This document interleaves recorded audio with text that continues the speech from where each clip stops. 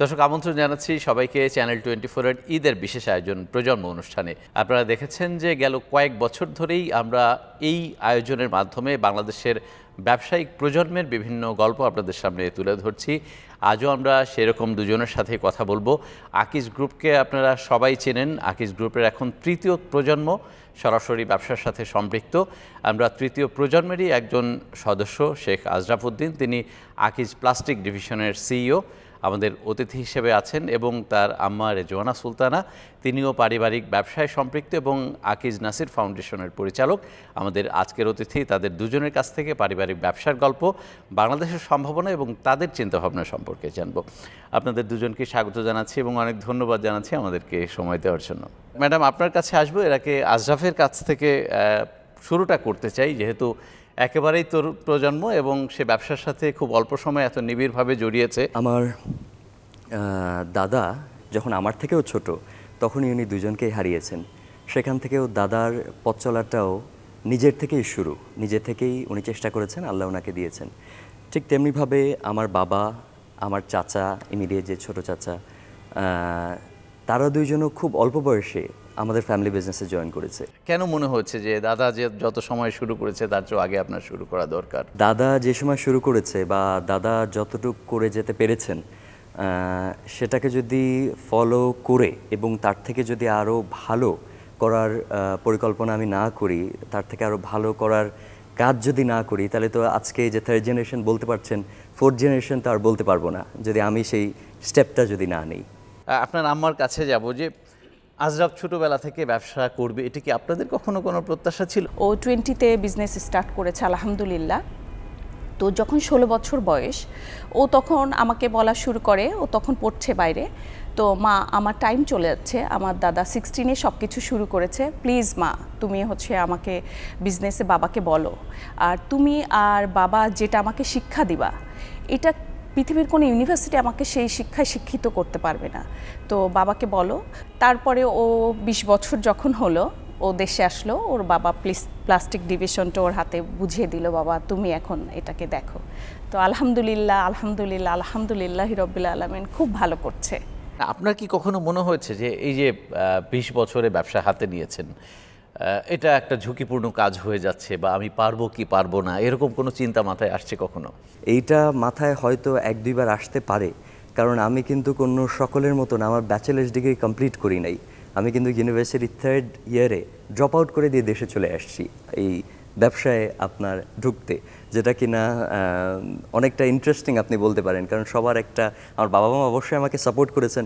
যখন আমি বলেছি যে এখান থেকে আমি এমন কিছু শিখতে পারছি না, আর শিখতে পারছি না যেটা কিনা আমার সামনের দিনে যে কাজে লাগবে, তা আমাকে দেশে নিয়ে এসে আমি প্রথম আমার বাবার এক ধরনের বলতে পারেন সেক্রেটারি হিসাবে আপনার আমার প্রথম জব বলতে পারেন। 13 বছর বয়সে আমার বাবা মা আমাকে বোর্ডিং স্কুলে পাঠিয়ে দিয়েছে দুবাইতে। সো 13 বছর বয়স থেকে আমি কিন্তু ফুললি একা থেকে বড় হয়েছি। সেখান থেকে আমার লাইফের একটা, আপনি জিজ্ঞেস করছিলেন যে এত ছোট বয়সে বা এত অল্প বয়সে এসেছি, কারণ এই অল্প বয়সে আমি হয়তো মানুষ যেই লাইফ এক্সপিরিয়েন্সটা 25, 26, 27 বছর পর্যন্ত লেগে যায় যতটুকু গেইন করতে, যে লাইফের রিয়েলিটিগুলো গেইন করতে যতটুকু বয়স লাগে, আমার আসলে তার অল্প বয়সে সেই রিয়েলিটিগুলো আমি গেইন করতে পেরেছি। ঈশ্বর দাদা যখন মারা যান, আশরাফ তো অনেক ছোট, অনেক ছোট। কখনো কি বলেছে যে আশরাফকে তোমরা কিন্তু ব্যবসায় নিয়ে আসবা, বা ওর উপরে কিন্তু আমার অনেক প্রত্যাশা থাকবে? মানুষের মধ্যে আসলে আব্বা অন্য রকম ছিল। মানে আমার তো শ্বশুর উনি, কিন্তু আমি দেখেছি আমার বিয়ের পরে, ধরেন ফজরে নামাজ পড়তেন উনি, তারপর উনি 1 ঘন্টা এক্সারসাইজ করতেন, নিজের হেলথ খুব সম্পর্কে সচেতন ছিলেন উনি। তারপরে আব্বা খুব হেলদি ফুড খেতেন সব সময়। আর তারপরে আব্বা যখন সন্ধ্যায় আসতেন, 1 ঘন্টা আবার আব্বা এক্সারসাইজ করে বাসায় আসতেন, এবং আমাদের জন্য আইসক্রিম, বাদাম, কেক এগুলো নিয়ে আসতেন, এবং আমরা সব বৌমারা বাচ্চারা মিলে আব্বার সাথে একই রুমে আব্বা আমাদেরকে খেতে দিতেন, আমরা খেতাম। এবং আব্বার সাথে আমাদের দেখা করাটা, আব্বা টেবিলে যখন খেতে বসতেন, বৌমাদেরকে তার চারপাশে বৌমা থাকতে হবে, আমাদেরকে নিতেন। তো আব্বা আসলে বৌমা সিলেকশনের ক্ষেত্রে যেটা করেছে, ছেলের বউ, ছেলেদেরকে খুব অল্প বয়সে বিয়ে দিয়েছে আব্বা, এবং বউগুলো আমরা সবাই ছোট ছোট এসছি। তো আব্বা আমাদেরকে এই সুযোগগুলো আসলে দিয়েছেন। মানে আব্বা, এবং খুব সাধারণ জীবনযাপন করতেন আব্বা, খুবই সাধারণ। মানে আমরা দেখেছি এখনো বিভিন্ন জায়গায় আমরা শুনি মানে তার গল্প। উনার মতো জায়গায় থেকে এরকম সাধারণ জীবনযাপন আসলে একটা মহামানব মানুষ বলে না। আশরাফ কি মনে আছে দাদার সাথে কোনো স্মৃতি বা কোনো কথা? তখন রমজান মাস ছিল, 16ই রমজান। তখন আমরা সিঙ্গাপুরে ফুল ফ্যামিলি সহই ছিলাম। হাসপাতালে দাদার যখন একেবারে লাস্ট মোমেন্টগুলো, তখন আমি খুব কান্নাকাটি করছিলাম যে ওই আইসিইউর ভিতরে আমি যেতে চাই, খুবই কান্নাকাটি করছিলাম। এটা আমার ভিভিডলি কিছুটা মনে আছে। তো তখন আমাকে কোন গুণটা আপনাকে সবচেয়ে বেশি টানে? নিজের আশেপাশে একটা অ্যাম্বিয়েন্স রাখতেন, যেটা কিনা উনি মনে করেন একটা খুব বেশি দামি পোশাক না পরলেও মানুষ ওনাকে কোনো সময় বলতে পারবে না যে উনি একটা ম্যানারিজম নিয়ে আসেন নাই। ওয়েল ড্রেসড বলতে হবে, কিন্তু সেই ড্রেসটা কিন্তু সাদা, কিন্তু মানুষ বলতে হবে ওয়েল ড্রেসড। উনি কোনো সময় মানুষকে খুব খারাপ ভাষায় কথা বলা বা জোর গলায় কথা কেউ বলতে পারবে না, কিন্তু ওনাকে ওয়েল স্পোকেন বলতে হবে, কারণ ওনার কথা মানুষ তাও শুনতো।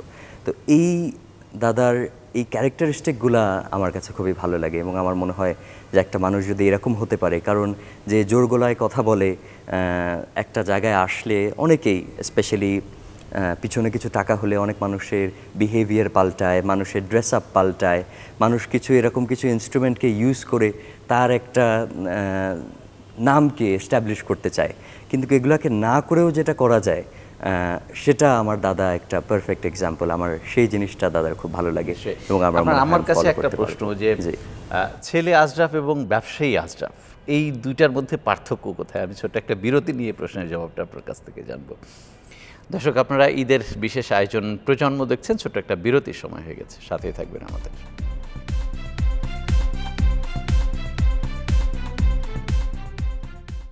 দর্শক, আবারও স্বাগত জানাচ্ছি। আপনারা চ্যানেল 24-এর ঈদের বিশেষ আয়োজন প্রজন্ম দেখছেন। আলোচনা করছি নতুন প্রজন্মের একজন উদ্যোক্তার সাথে। আসলে নতুন প্রজন্ম নন, তিনি এখন ব্যবসায়িক গ্রুপের তৃতীয় প্রজন্ম, আকিজ গ্রুপের, এখন আকিজ প্লাস্টিক ডিভিশনের সিইও শেখ আশরাফ উদ্দিন, এবং তার মা, তিনিও পারিবারিক ব্যবসায় আছেন। আমরা দুজনে পারিবারিক গল্প, একই সাথে বাংলাদেশের ব্যবসায়িক চ্যালেঞ্জ নিয়েও তাদের সাথে আলাপ করছি। আবারও স্বাগত জানাচ্ছি। আপনার কাছ থেকে বিরতিতে যাচ্ছিলাম যে ছেলে আশরাফ এবং ব্যবসায়ী আশরাফ, এই দুটোর মধ্যে পার্থক্যটা কোথায়, বা কোন গুণগুলো আপনাকে সবচেয়ে বেশি টানে, সেটা ব্যবসায়ী হিসেবে হোক, ছেলে হিসেবে হোক? ছেলে হিসাবে আলহামদুলিল্লাহ, আমি আসলে প্যারেন্টস হিসাবে আমরা আসলে আলহামদুলিল্লাহ হ্যাপি। আল্লাহ আমাদেরকে এই যুগে, এই টাইমে এরকম একটা ছেলে দিয়েছে। আমি একটা সিম্পল কথা বলি, আমি ধানমন্ডি লেকে, বা আমাদের বাসা যেহেতু ধানমন্ডিতে, পার্কে হাঁটতে যাই। যখন ওর সমবয়সী বা ওর থেকে একটু ছোট বা বড় সবাই মানে যেভাবে দেখি জীবনযাপন করছে, তখন আমি ভিতর আসলে আল্লাহর অনেক শুকরিয়া আদায় করি যে আল্লাহ আপনি আমাকে কি দিয়েছেন, আমি কি দিয়ে এটা মানে কিভাবে আমি শুকরিয়া আদায় করব। আলহামদুলিল্লাহ যে ও ছেলে হিসাবে মানে একদমই পারফেক্ট, এখন এই মুহূর্তে একদমই পারফেক্ট একটা ছেলে। ধরেন ছোটোবেলায় 20 বছর বয়সে, আমি জানি না এখনও পর্যন্ত কোনো জেনারেশন 20 বছরে ব্যবসা স্টার্ট করেছে কিনা, আলহামদুলিল্লাহ করেছে। ও ওইটার ক্যাপাবল ওর আছে, ও ক্যাপাবল দেখে ওর বাবা ওকে এই ওর যোগ্যতা অনুযায়ী ওকে দেখেন এত কয়েক হাজার কোটি টাকার একটা ইন্ডাস্ট্রি দিয়েছে। ও যদি ওই জায়গাটা না রাখতো বাবা মার কাছে, ওই বিশ্বাসটা না রাখতো, তাহলে একটা 20 বছরের বাচ্চার হাতে এটা তো আসলে খেলা না, তো বড় ইন্ডাস্ট্রি বুঝাই দেয়া। সো ওর বাবা ওই জায়গাটা ওকে দিয়েছে, এবং ও ওটা খুব সুন্দরভাবে হ্যান্ডেল করছে। ব্যবসায়ী হিসাবে ও আর মানে আমি তো মনে করি যে জুনিয়র আকিজ সাহেব ব্যাক করেছেন, এই আর কি। আলহামদুলিল্লাহ একটা শব্দেই বলতে পারি, কারণ দাদার মতো পরিশ্রমী সে খুবই মানে এত বাংলাদেশে এত ও বাই রোডে ট্রাভেল করে। ধরেন আমাদের হেলিকপ্টার আছে, কিন্তু ও কিন্তু ইউজ করে না, ও যায় না। ও আজকে যে ড্রেসটা পরেছে ও এরকমই সাধারণ দাদার মতো। একটু আগে ওর দাদার কথা যে ও বললো, কেন ওর দাদার যে জিনিসগুলো ওকে আকৃষ্ট করেছে, তো আসলে ওর দাদা হতে চাই, মানে ওর দাদা হতে চাই ও, মানে ওর দাদা যেমন ছিল মানুষের সাথে ব্যবহারে, বিজনেসে, চিন্তা ভাবনাতে।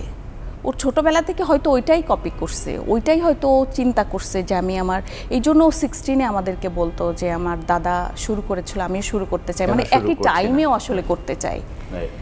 না, আজরাফের কাছে একটা জানবার বিষয় যে আপনি যে ডিভিশনটা এখন দেখছেন, এই ডিভিশনে তো আরও অনেক মার্কেট প্লেয়ার আছে বাংলাদেশে, সো তাদের সাথে কম্পিট করাটা নিশ্চয়ই অনেক বেশি চ্যালেঞ্জের। শুধু আমার এই ডিভিশনেই না, যদি আপনি আকিজ অ্যাজ আ হোল আপনি যদি জিজ্ঞেস করেন যে আকিজ কেন ভালো করে বা আকিজ এক একটা ইন্ডাস্ট্রিতে কেন তার লিডিং পজিশনগুলো ধরে রাখতে পেরেছে, বা যেখানে আকিজ ইনভেস্টমেন্ট করেছে সেখানেই আকিজ আলহামদুলিল্লাহ ভালো করেছে।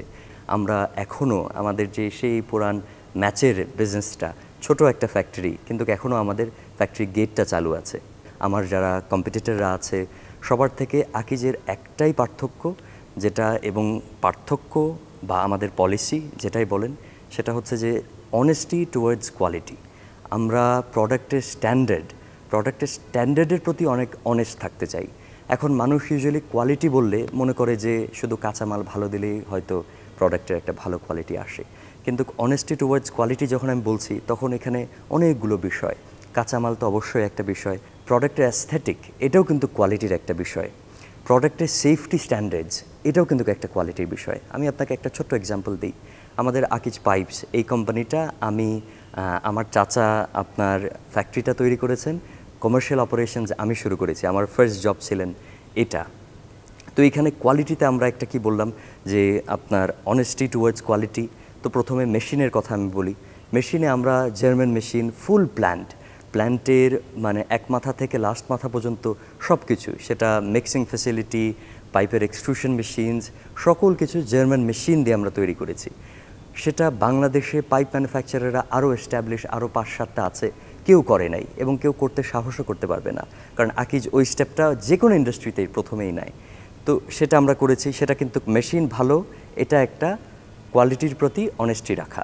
প্রোডাক্টের ডিজাইনে আমরা একটা কারেক্ট ডিজাইন নিয়ে এসেছি, এটাও কিন্তু অনেস্টি টুয়ার্ডস কোয়ালিটি। ম্যাডামের কাছে আমার আরেকটা প্রশ্ন, যে আজরাফকে তো চাইলে বিদেশে অনেক বিলাসী জীবন বা ভালো করে থাকা বা রাখতে পারতেন, এই ব্যবসার মতো ঝক্কি ঝামেলা অনেকে মনে করেন এখানে ওকে না ঢুকালেও পারতেন। কি কারণে এটা করেনি? কেন ওকে ফিরে এসে পারিবারিক ব্যবসায়ী বা আপনার উৎসাহ দিয়েছেন? আমি এই প্রশ্নটা একটা বিরতির পরে আপনার কাছ থেকে জানবো। দর্শক, আরও একটা বিরতির সময় হয়েছে এই প্রজন্ম অনুষ্ঠানের সাথেই থাকবেন আমাদের।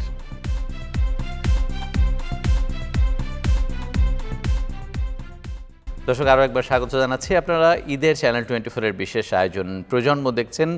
আলোচনা করছি তৃতীয় প্রজন্মের একজন তরুণ উদ্যোক্তা আজরাফ উদ্দিন, যিনি আকিজ প্লাস্টিক ডিভিশনের সিইও এবং তার আম্মা তিনিও পারিবারিক ব্যবসায় আছেন। আমরা আলোচনা করছি এখনকার বাস্তবতা এবং আগামীর চ্যালেঞ্জ সহ বিভিন্ন বিষয় নিয়ে। আবারও স্বাগত জানাচ্ছি। ম্যাডাম, আপনার কাছ থেকে বিরতিতে যাচ্ছিলাম যে আজরাফ চাইলে বিদেশে আরও ভালো জীবনযাপন করতে পারতো, তারপরেও কেন দেশে এসে ব্যবসার মধ্যে ঢোকা? কাজকে ভীষণ আকারে ভালোবাসে। বাসায় যে থাকে সেই সময়টুকু ও কাজ করে, মানে ও মনে করে কেউ সময় চলে যাচ্ছে, এর মধ্যে কিভাবে কাজ করব। ওকে আমরা যখন ইউনিভার্সিটিতে পাঠিয়েছি লন্ডনে, ওর অ্যাকাউন্টে যে টাকাতে দিয়েছি তা আজও আছে, ও খরচ করতে পারে না একদম। আমি বললাম না যে জুনিয়র আকিজে ব্যাক করেছে, ওর লাইফস্টাইল, ওর জীবনযাপন সব কিছু ওর দাদার মতো। আপনারা কি এরকম স্বপ্ন দেখেন যে আরও একজন আকিজউদ্দিন আজরাফ উদ্দিনের মধ্যেই গড়ে উঠবে? বা ইনশাল্লাহ, কারণ আমরা আজকে যে অবস্থানে আছি সব কিছুই কিন্তু আমার শ্বশুরের দেয়া। আজও পর্যন্ত মানুষ কেন মনে রাখছে দেশ বিদেশে? ওনার সততার জন্য, ওনার কাজের মাধ্যম দিয়ে। তো আমি সেটা চাই যে আমার ছেলের কাজের মাধ্যম দিয়ে মানুষ জানি ওকে স্মরণ করে। আজরাফ, আপনার কি মনে হয় যে এখন তো বড় বড় যারা উদ্যোক্তা তাদের কাছেও বাংলাদেশে ব্যবসা করা হচ্ছে সবচেয়ে কঠিন কাজ। তরুণ উদ্যোক্তারা তো এই কারণে আসতেই চান না বা এই সাহসটা করতেই চান না। আপনার কাছে কি মনে হয় যে এই যে আপনার বাবা মায়ের যে প্রত্যাশা যে আরও একজন আকিজউদ্দিন দেশে তৈরি হবে এবং সেটা আপনার হাত ধরে, কিভাবে এই চ্যালেঞ্জগুলো মোকাবিলা করা যাবে? সরকার পতন হলো, এটা একটা ব্যবসাকে ইম্প্যাক্ট করার মতন বিষয়। ব্যাংকে ডলার ক্রাইসিস হলো বড় একটা, এটা একটা ব্যবসাকে ইম্প্যাক্ট করার মতন বিষয়। বড় সারা বাংলাদেশ জুড়ে একটা লেবার আনরেস্ট হলো, অনেক ফ্যাক্টরি বন্ধ, এখনও অনেক ফ্যাক্টরি বন্ধ, এখনও প্রায় প্রত্যেক দিনই কোনো না কোনো জায়গায় লেবার আনরেস্ট আছে। এইটা ব্যবসার বড় একটা আপনার ডিফিকাল্টি তৈরি করেছে। বাংলাদেশের 3 ভাগের 1 ভাগ মাঝে বন্যায় আপনার ডুবে গেল, লাস্ট 12 মাসেই হয়েছে। এটাও একটা ব্যবসাকে ডিফিকাল্ট সিচুয়েশনে পড়েছে। কিন্তু আমি যে ডিভিশনটা দেখি আকিজ প্লাস্টিক্স ডিভিশন, আমাদের ফ্যাক্টরি বলেন বা সেলস অপারেশনস বলেন, আমাদের বিজনেস অপারেশনস, আমরাই একমাত্র প্লাস্টিক ইন্ডাস্ট্রিতে একটা মাত্র কোম্পানি যাদের লাস্ট 12 মাসে একটা শিফটও আলহামদুলিল্লাহ ফ্যাক্টরি বন্ধ করতে হয় নাই। যে এই চ্যালেঞ্জেসগুলো কিন্তু অলরেডি আপনি যেই চ্যালেঞ্জেসগুলোর কথা বলছেন আমরা সেগুলোকে মোকাবেলা করে এসেছি। আমার লেবারদের স্যালারি কিন্তু আমি আমার ইন্ডাস্ট্রি মিনিমাম ওয়েজ থেকে বাড়াতে পারবো না, কারণ আমি কম্পিটিটিভ থাকতে পারবো না। কিন্তু এটা যদি ওদের সাথে আমি শেয়ার করি যে কেন বাড়াতে পারবো না, তাহলে 10টা মানুষ আমার কথা বুঝবে। বাংলাদেশের ব্যবসায়িক সম্ভাবনা বা বাংলাদেশের সমৃদ্ধির সম্ভাবনা নিয়ে আপনি কতটা আশাবাদী? বাবা বলেন যেই ব্যবসায় যত বেশি ঝামেলা সেই ব্যবসায় তত বেশি রিটার্ন। বাংলাদেশে 1000টা ঝামেলা থাকতে পারে, তার মানে 1000টা সলিউশন আছে, এবং 1000টা সলিউশনে 1000 জন আপনার 1000 কোটি টাকার মালিক হওয়া সম্ভব আমি মনে করি। এবং আমার চাচা একটা কথা বলেন যে কোনো ব্যবসায় লসের না, ব্যবসা লস করবে নাকি লাভ করবে, ব্যবসা ভালো করবে নাকি খারাপ করবে, আমাদের মতন যারা ব্যবসাকে লিড করছে তাদের উপরে নির্ভর করে যে ব্যবসা কতটুকু কী করবে। কোনো একটা ইন্ডাস্ট্রিতে যেখানে 10 জন লস করে, একজন সেখান থেকে লাভ করে এসে বের হয়ে আসে, সেই কিন্তু টেকে থাকে, অন্য 10 জন পড়ে যায়। গত বছর 100 টাকা করলে এবছর 150 টাকা আমি গ্রোথ করেছি, 154 টাকা এক্স্যাক্ট 54% গ্রোথ করেছি। অন্য সবাই কিন্তু 3%, 5%, 10% যেগুলো রেগুলার গ্রোথ।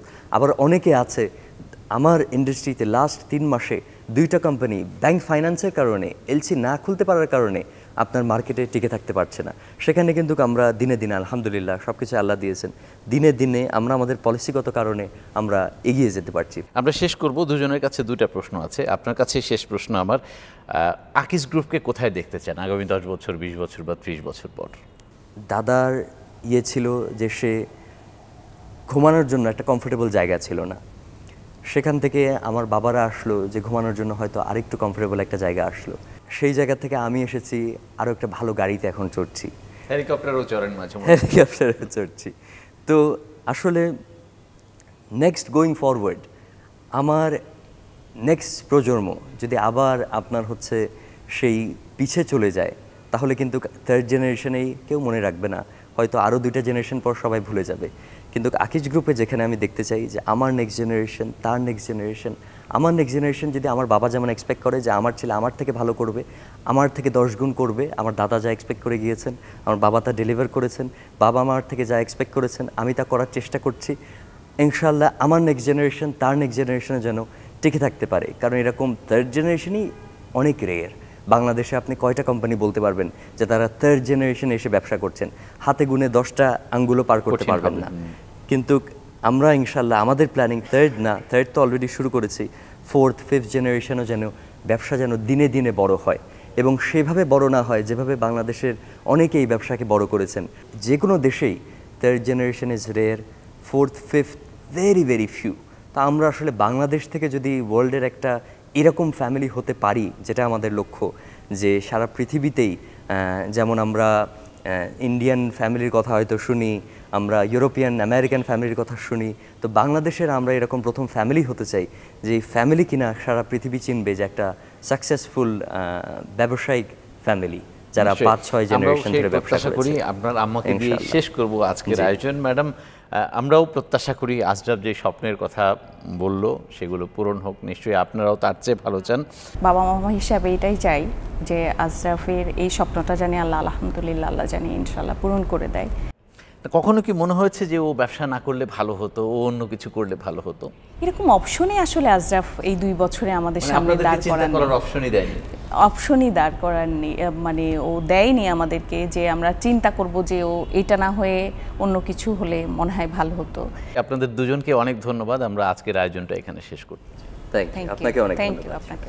দর্শকের সাথে শেষ করছি আজকের মতো ঈদের বিশেষ আয়োজন প্রজন্ম। ভালো থাকবেন সবাই।